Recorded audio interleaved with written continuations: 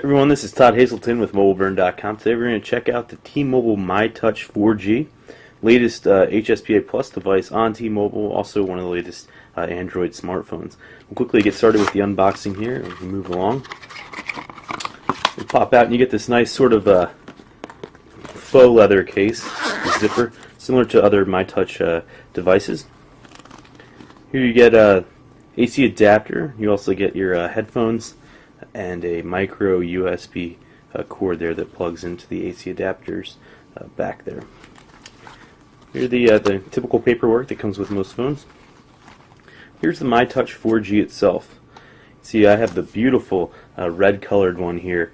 And let's quickly go through some of the features of the phone. On the left hand side you have a micro USB charging port, volume toggle button sort of really flush with the surface there, a 3.5mm headphone jack up top. That's the power button. On the right side you have your camera quick launch key. It's got a nice brushed metal finish to it.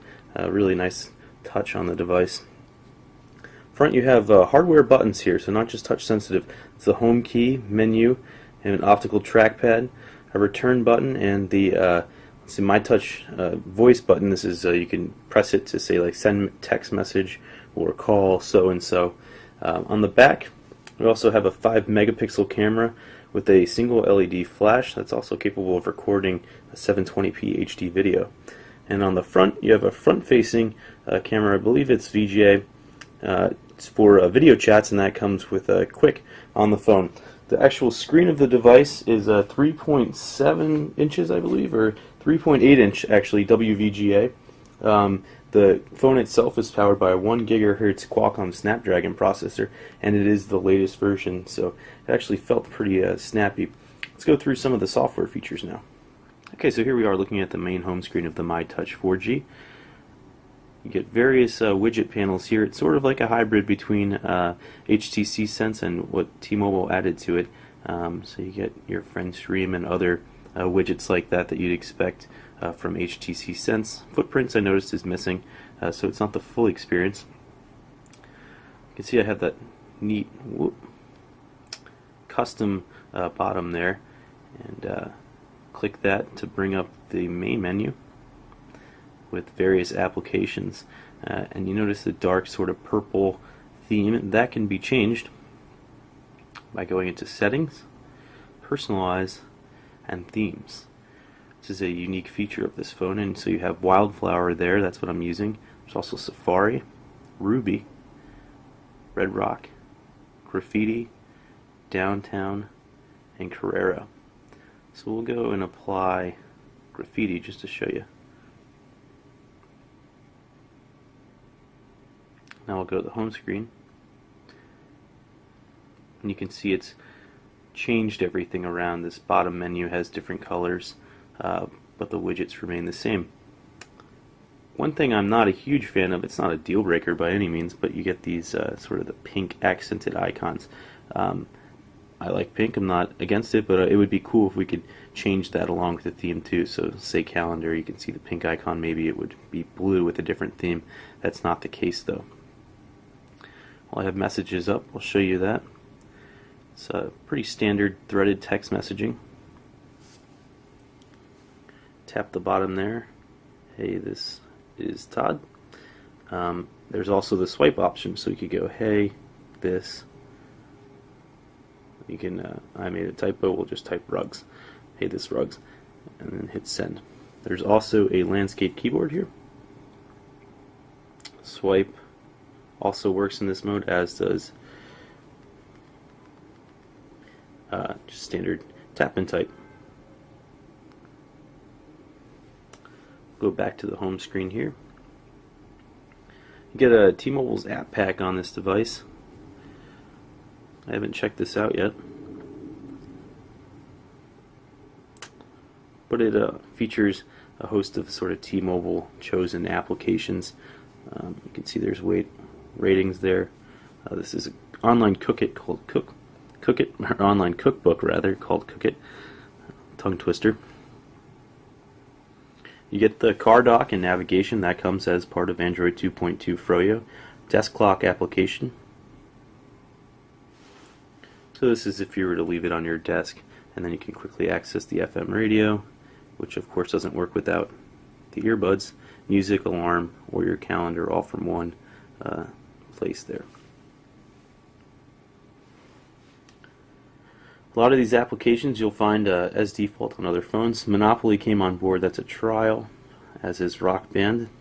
This screen share application by Twonky sort of uses DLNA technology to let you stream media, say music, photos, or videos from this device to another DLNA certified device. So an HDTV would be an example of that.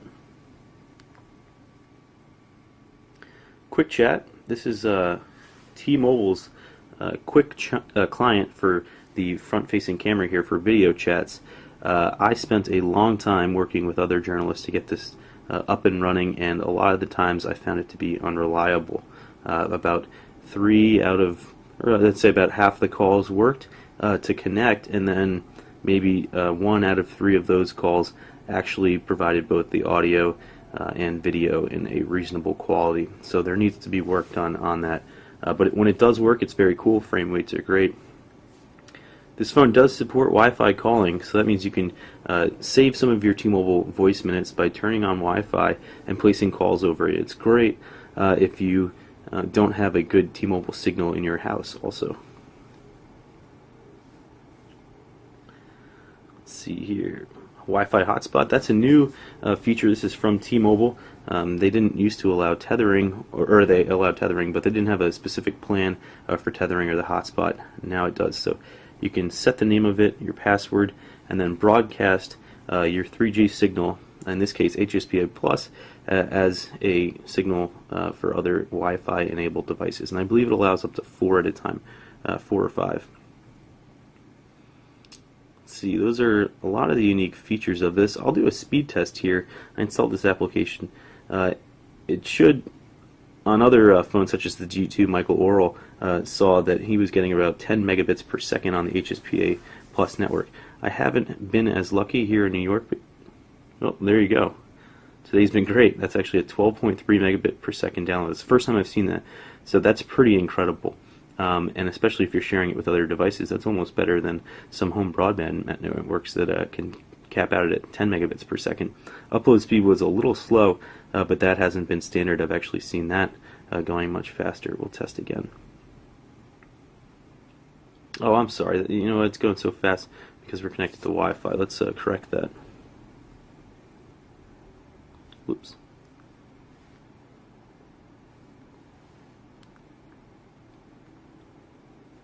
Do the speed test again now without.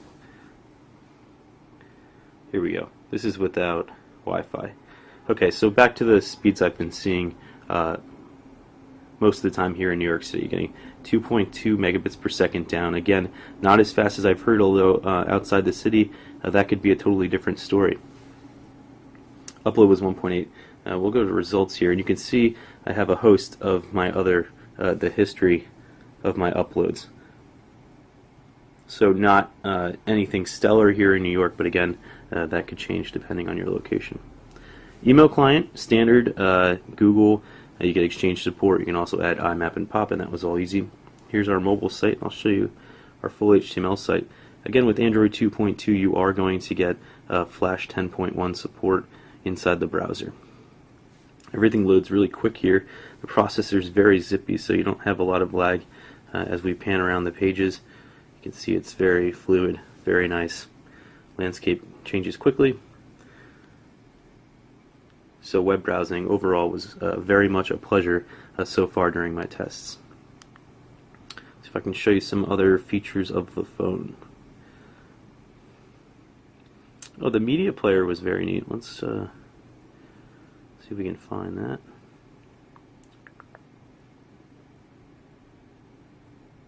Media room.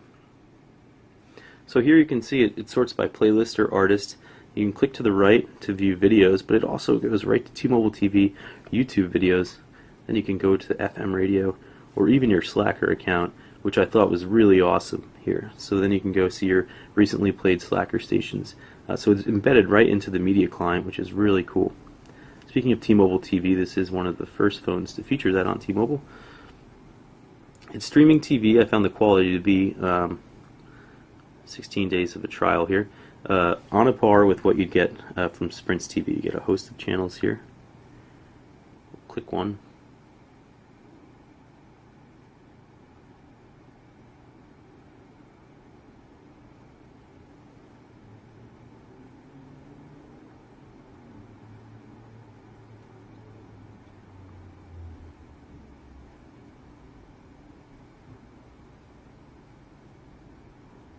Looks like it's taking a little while to load. We'll try a different channel.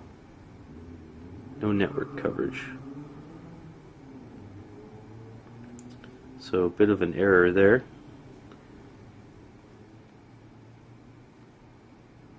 Not sure what's going on. Looks like our network coverage came back, so we'll go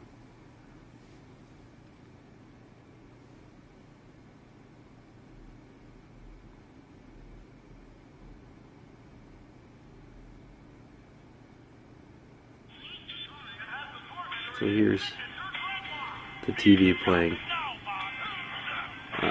Not awesome, but if you need your fix of some television, you can do that. And doesn't look like there's much of an on-demand listing here just yet. Let's see here. Photo gallery is a little different than what you'd expect with stock. It's not that cool sort of 3D layout, but it is very easy to get to. And you can go to Faves, view your T-Mobile albums that might be stored online, and even Facebook ones if we were logged in, as well as Flickr, so you could view albums posted by friends and access your own. So that's a quick look here. I think we've covered most of the features of this phone. Again, it's been awesome so far during my tests, but I do have some time left to write my full review, and hope to have that soon posted. This is Todd Hazelton with MobileBurn.com. That's a quick look at the MyTouch 4G on T-Mobile.